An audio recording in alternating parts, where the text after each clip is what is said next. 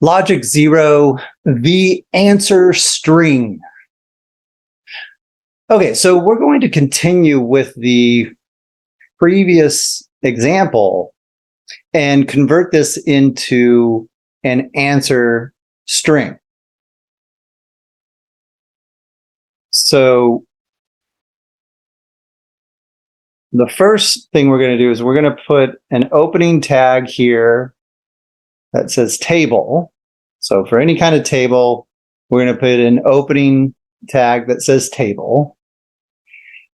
And then we're going to put semicolons at the end of each line with no spaces, right? Get rid of all the spaces. And so notice I created these strange brackets.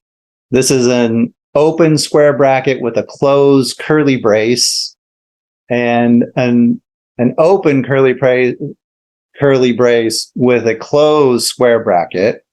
And those keys on the typewriter are typically found to the right of the P key, P as in Paul, to the right of the P key on the keyboard. So some keyboards have it in slightly different places, but somewhere to the right of the P key. So make sure you get used to creating these strange brackets. So I'll explain why we use strange brackets in just a moment. And again, here we're going to do that strange bracket and then put table again. Notice here we put a forward slash to indicate that this is the end of the table. So this opening tag says, okay, what comes next is a table. And then this closing tag says, that's the end of the table. Okay. Let me explain why we're using that. Again, in Wikipedia, let's look at XML. So XML is a extended markup language that is very popular in computer programming. And you'll see with XML, I've adopted in our symbolic system some of the conventions of XML. And there are, also sort of proprietary modifications of XML that's often used, especially like on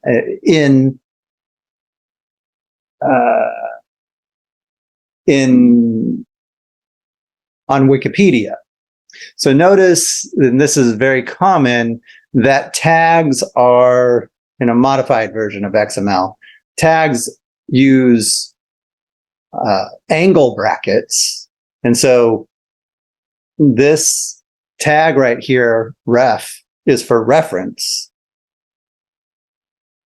And that says what comes next is going to be a reference. And this is actually part of the tag as well. It's a modification of the tag that, sort of utilizes some of the functionality of the programming on Wikipedia. And then when we get to the end of the reference, it uses a closing tag. And notice that it uses that forward slash and then ref. So, so we're mimicking this kind of programming to some extent, in a modified fashion. And so this is under overview, and this is the first reference that we come to. So that is the actual programming behind the scenes on this Wikipedia page. And when we go back to the actual page, we'll see that in overview, the first reference is this. So all that programming that we saw, backstage comes out to look like this. Notice that the tags are not there, because it's telling the program that presents the visual here, this is the information I want to display as a reference, and it creates the footnote marker and all that kind of stuff. Okay, so that's what we're doing, and the reason why we're using strange brackets is, there's XML and similar sort of programming embedded in all kinds of applications. And so just to avoid any confusion, we're not using angle brackets. We're using these strange brackets just to make sure that there's no conflict with any sort of applications that we might be using, causing strange results because it's reading it as, some kind of programming that it's supposed to understand but wouldn't understand. Okay, so that's it for the tags. Now, the last step is to eliminate all the line breaks. So we don't want any line breaks here. So I'm going to delete the line break, and I'm using the forward delete button, which is usually near the backspace button on a typewriter keyboard, on a computer keyboard. And it says del or delete, and that's a forward delete. And then we can just sort of walk up line by line and delete those line breaks. And now we have an answer string.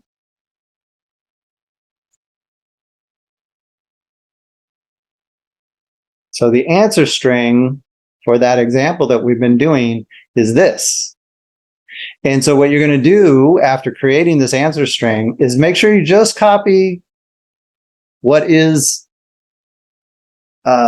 between the opening of the table tag and at the end of the table, the ending table tag, and copy just that. You're going to copy this and then paste that into the Google form when you're completing an exercise or a quiz.